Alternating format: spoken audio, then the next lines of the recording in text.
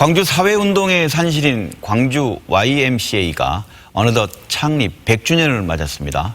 지난 5일부터 20일까지 기념주간으로 선포하고 오는 13일 기념식을 개최할 예정입니다.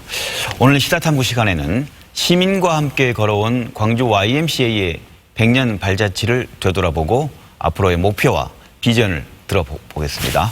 함께 이야기 나눌 분 소개합니다. 광주 YMCA 류한호 이사장님 나오셨습니다. 네, 안녕하십니까.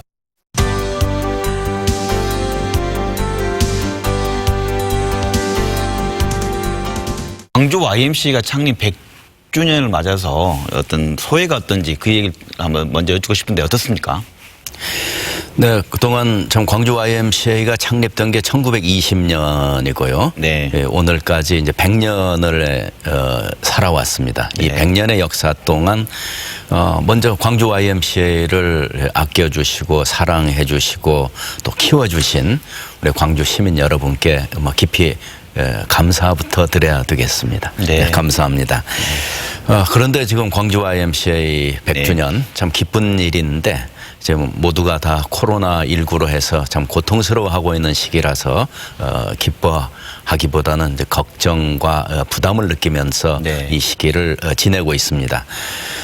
지난 100년 동안 광주 YMCA는 기본 가치를 네. 청소년에게는 꿈을, 그리고 지역사회의 밝음을, 그리고 지구촌의 평화를, 이걸 아주 중요한 네. 가치로 삼고 이것을 늘 가슴에 안고 실현하기 위해서 노력해 왔고요. 네.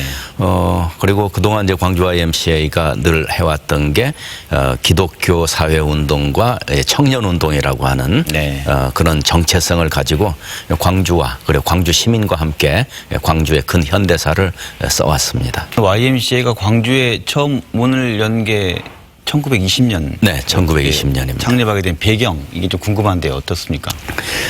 1920년 하면은 바로 그 1년 전엔 1919년 우리 3.1 독립운동을 떠올릴 수 있겠습니다. 네. 그 3.1 운동 시기에 광주 지역에 독립운동을 주도했던 분들이 네. 이제 1919년에 이제 감옥에 들어갔다가 1920년 봄에 이제 출소를 합니다. 출소해서 그 굉장히 어려운 이 시기에 우리들이 해야 할 일이 뭘까 이제 고민 끝에 청년들을 중심으로 네. 그리고 또 당시에는 비교적 좀 자유롭게 활동할 수 있었던 이 기독교라고 하는 공간을 이용해서 청년운동, 민족운동, 그리고 농촌 계몽운동 이런 식으로 해서 이 지역에 그리고 이 지역민들의 그리고 청년들의 힘을 키우자 이런 의도를 가지고서 설립을 하게 된 겁니다. 네. 그럼 1919년 3.1 운동. 네. 그리고 난 이후에 3.1 운동 이후에 어떻게 보면 지역사회에서 무엇을 할 것인가 고민하는 시기에 그 주도적인 역할을 하게 됐군요. 네. 말씀하신 것처럼 초대 회장을 역임한 오방 최흥종 목사님 이야기를 좀 빼놓을 수 없다고 하던데, 오방이라는 호호 안에도 어떤 인물인지가 좀 담겨 있을 것 같은데 좀 소개해 주시죠. 네, 오방이라고 하면 5개를 버린다, 포기한다, 이런 겁니다. 네. 그래서 이 최용정 선생님이 1880년생인데 네. 1935년에 그러니까 55세에 나는 지금까지 내가 가지고 있었던 것을 버리고 네. 내가 앞으로 가질 수 있는 것도 버리고 그러고서 이 삶을 살아가겠다. 지상의 일에서 떠나서 이제는 오직 하나님 속에서 좀 더 그 안에서 자유롭게 살겠다는 그런 생각을 가지고서 오방이라는 호를 스스로 선언했습니다. 네. 그래서 오방은 어떤 거냐면은 이 집안의 일 신경 안 쓰겠다는 얘기입니다. 아, 그렇습니까? 네. 예, 그리고 사회적인 체면 이거 돌보지 않겠다. 중요하지 않다. 네, 그러고서 거지들과 삶을 같이 하고 네. 늘 거지들의 뒤를 돌보면서 살아오셨고요. 네. 그리고 경제적이 이거 취하지 않겠다. 그래서 남을 위한 경제 활동은 해도 자신을 위한 경제 활동 하지 않겠다는 이런 생각이고 정치 활동 하지 않겠다. 그러니까 민주주의와 민족 독립 이것은 하는데 어떤 정치적 활동을 통해서 자신의 영달을 꾀하는 일 이거 하지 않겠다 이런 거였고요. 네. 그리고 이 종파적 활동하지 않겠다. 어느 종파에 속해가지고 활동하지 않겠다라는 그런 생각으로 이제 오방을 선언하고 나는 이제 죽었다라는 선언을 하고서 그 다음부터 정말 자유롭게 네. 살아가신 살아가신 겁니다. 버리면서 그러면서 뭔가 할 중요한 역할을 하시겠다는 5개를 버리신 거네요. 오방이. 네네. 최홍종 목사님께서 우리나라 최초의 나병 전문 병원을 개원하기로 했다. 네. 그때 당시에 뭐 나병하면 사회적으로 모두가 다 싫어하고 이제 옆에 누가 있는 것도 싫어할 상황이었을 텐데 네. 그 이유가 뭐였고 어떤 상황이었습니까? 소개해 주신다면. 네. 대략 한 20대 중반 정도로 이제 얘기 됩니다만은 나 환자들을 돌보는 그런 운동을 시작했다가 그것이 이제 확장돼 가면서 당신의 땅을 내놓고 여기에다가 지금 이제 박림동 쪽에 남구 박림동 쪽에. 네네. 네. 거기다가 집단 거주지를 만들고 환자 당신의 지원- 땅에다가 네네. 그러고서 이 나 환자들을 그쪽에 모으고 좀 더 그러니까 시민들에게 광주 지역민들에게 좀 부담 주지 않는 뭐 이런 방식으로 살 수 있도록 그런 터전을 가꾸었고요. 이게 나중에 그게 이제 나중에 병원으로 되고 지금 오늘 이제 광주 기독병원하고 연계되는 이런 모습이 있고요. 네. 그리고 그때 박림동에 세웠던 뭐 집단 거주지 겸 병원이 나중에 여수의 애양원 네, 여수 그리고 애양원이요. 네. 저쪽 고흥 소록도 여기까지 연결됩니다. 이 소록도가 만들어지는데 최홍종 목사님이 굉장히 크게 기여했던 게 있습니다. 어때 우리 주변에 소외된 이웃에 대한 사랑을 또 이렇게 시작을 해서 이런 첫 모습을 만들었군요. 3.1운동 이후에 이제 이 YMCA가 이제 본격적으로 창립되면서 농촌 계몽운동에 좀 적극적으로 네. 사업을 펼쳤다. 그 이유는 무엇이었습니까? 농업 생산이 아마 전체 우리 한국 생산의 95% 이상을 차지하던 그런 시절이었고 네. 그런데 이제 이때 그 선각자들 생각은 물론 도시에서도 활동하지만 활동의 공간 자체가 그 농촌일 수밖에 없는. 그럼 광주만 해도 조그만 했지 않습니까? 그렇죠. 지금 오늘날 광주의 거의 대부분은 다 농촌이었으니까 당시에는. 그렇죠. 네. 그래서 바로 주변의 농촌과 관계를 가지면서 거기에 살던 청년들과 같이 학습하고 같이 또 훈련하고 하는 일들을 하는데 이건 모아서 이제 농업 실습학교라고 하는 것으로 만들어냅니다.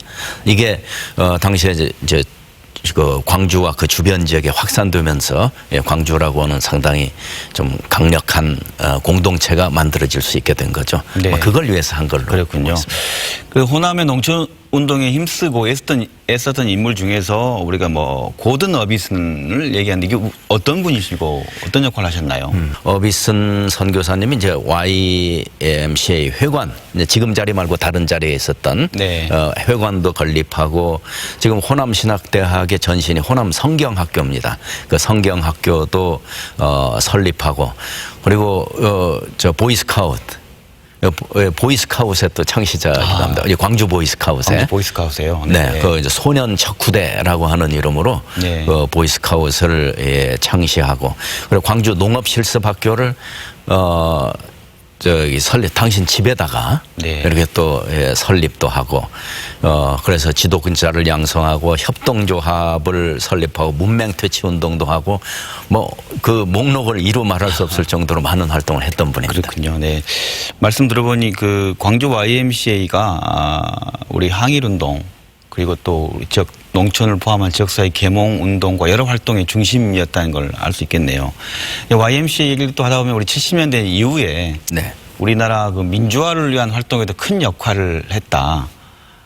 특히 1971년에는 언론 통제 속에서 시민들의 여론을 수렴하기 위해서 시민논단 사업을 시작했다는데 대표적으로 어떤 죄들을 진행했고 이것이 무엇인지 좀 설명해 주시죠. 시민논단은 1971년에 시작해서 좀 올해 100번째를 하고 있습니다. 아, 네. 전에는 이제 뭐 매월 그냥 그 하는 경우도 있었고, 그래 1년에 이제 몇 차례 하는 경우도 있었고 한데 용케 좀 100주년에 100회를 하게 돼서 또 특별히 의미가 있다고 봅니다. 근데 시민논단은 당시에 정치적으로 굉장히 어려웠던 이 독재 정권 독재 정권 시기에 그렇죠. 70년 그런 시기였죠. 독재 정권 시대였으니까. 그때 사실 희망을 서로 의논하기도 어렵고 했던 그런 시기에 이제 광주 지역 사회에서 민주화에 대한 민주주의에 대한 희망을 만들고 희망을 공유하고 하던 그런 공간이었다 저는 이렇게 보고요. 그때 당시에 시민논단은 당시에 민주화 운동을 하거나 여기에 적극적으로 기여하거나 이론적 배경을 제공했던 분들, 네. 이제 이런 분들을 초청해서 강연을 하고 강연 후에 또 뒤풀이하면서 그분들과 이야기를 나누고 네. 또 경우에 따라서는 그 시간에 공부한 내용을 가지고 오방실이나 또 다른 방에 가서 청년들이 거기에 대해서 다 공동 학습도 하고 토론도 하고. 예, 네. 이렇게 하면서 민주화 운동의 이 전략과 이 전술을 또 거기서 또 개발을 하고 이런 활동을 했습니다. 네. 그걸 통해서 당시에 군사 정권에서 금기시됐던 그 금지된 언어들 뭐 이것들을 자유롭게 털어놓을 수 있는 그런 공간이었고 이게 지역민들의 가슴에 한편으로는 위로를 그리고 또 희망을 만들어내는데 기여했다고 봅니다. 네. 특히 우리 광주 입장에서 80년 5월 민주화 운동 당시를 떠올리지 않을 수 없는데 당시 광주 YMCA에서 그 구심점 역할을 하지 않았습니까? 네. 어떤 활동을 했습니까? 광주 YMCA는 네. 늘 광주와 함께 살아왔습니다. 광주 시민과 함께 살고 광주 시민을 섬기고 작은 거라도 같이 나누고 또 시민들로부터 받은 것을 어떻게든 좀 키워가지고 또 이것을 또 키운 것을 또 시민들에게 돌려드리고 막 그와 같은 일들을 해왔는데요. 그래서 크게 봐서는 민주주의가 억압당하던 시기에는 바로 민주주의에 대한 희망의 싹을 네. 만들고 그걸 꺼지지 않도록 하는 그 베이스 캠프 역할을 광주아이가 쭉 해왔다고 봅니다. 그래서 그 시기에는 민주주의와 정의와 인권을 실현하는 사람들의 좀 의지처 또 활동하는 사람들의 뭐 진지 네. 뭐 이런 역할을 했고 이제 그런 것들이 교육민주화 운동의 산실로 해서 중등교사 협의회를 만들고 그게 전교조로 나중에 발전하게 되고 네.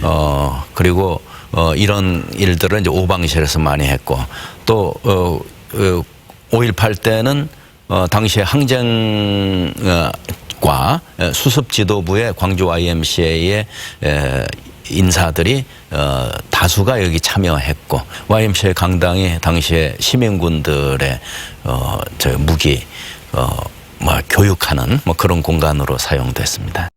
80년 5월 이후에 그리고 또 그다음 그 정신을 그대로 이어가서 역할들을 계속 해온 광주와의 역사를 말씀해 주셨는데요.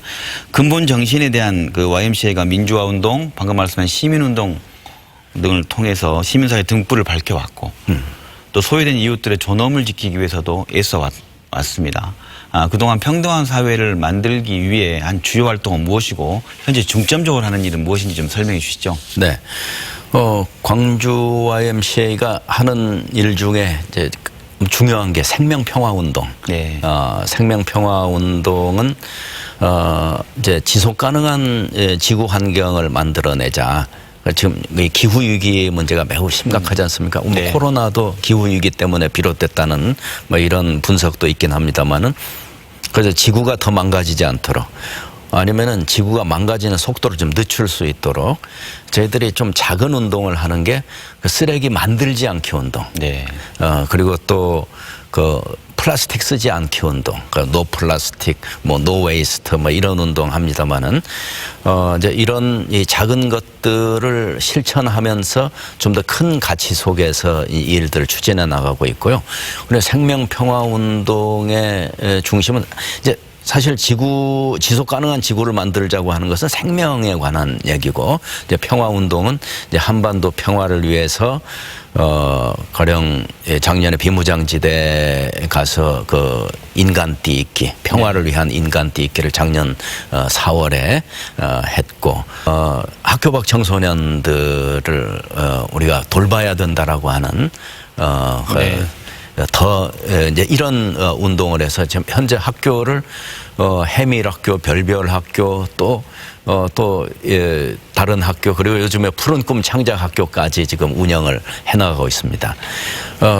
뭐 매우 다양하게. 그다음에 거기다 또 발달장애 청소년들을 위한 교실을 또 만들어서 또 운영하고 있고, 여기는 사회적 약자들의 삶을 좀 더 개선하기 위한 좀 더 사회적 안전장치를 만들기 위한 운동으로, 이것도 보면 어떻게 보면 인권운동이고, 이게 어떻게 보면 평화운동이고, 그렇게 저들 생각하고 있습니다. 네, 광주 지역사회의 요소 곳곳에서 정말 많은 일을 하고 있다는 생각이 듭니다. 말씀 들어보니까. 네. 이제 광주 말씀하신 광주 YMCA가 이제 100년 역사를 이제 살펴봤는데, 앞으로 얘기를 좀 한다면 뭐 당장 20일 날이 지금 다음 주 기념 주간이고 13일에는 기념식을 개최한다고 합니다. 어떻게 지금 진행됩니까? 저희가 다음 주 13일 화요일입니다. 네. 화요일에 100주년 기념식을 하는 것이 저희들의 이제 이번 100주년의 이제 하이라이트가 되겠고요. 네. 그리고 그날 사실은 중요한 행사가 좀 집중되어 있습니다. 네. 한국과 중국과 일본, 한국의 광주, 일본의 요코하마, 그리고 중국의 상하이, 여기 다 우리하고 관련이 상당히 깊은 도시들입니다. 네. 이쪽의 YMCA와 그 YMCA 지도자들, 청년들이 모여서 평화의 문제, 그리고 지속 가능한 지구를 위한 지속 가능한 사회적 가치를 위한 그런 포럼을 열도록 돼 있는데, 네. 이게 이번에 그 대면 방식으로 코로나 때문에 못하고 비대면 방식으로 네. 진행된다는 그런 아쉬움이 있습니다. 네, 아쉽네요. 막 그게 아니면은 저희들 상당히 규모 있는 행사를 할 수 있었을 텐데, 그걸 이제 못해서 조금 아쉬운 점이 있고요. 네.